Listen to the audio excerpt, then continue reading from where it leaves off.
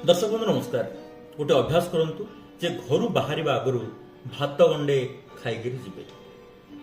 आमर स्कूल दिन मान कौन खाऊ नथिले से सब दिन को मन पकांतु। उश्वासिया हूँ ना।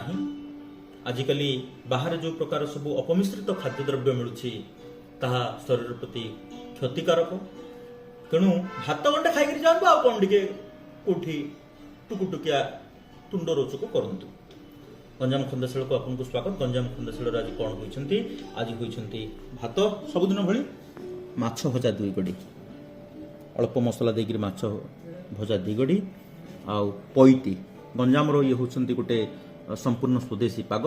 पैती कौन मुझे आपको कहबी परवर्ती पर्यायर आउती आलू सान चिंगुड़ी मुदा झोलटी बेस एति। बहुत बहुत धन्यवाद। नमस्कार।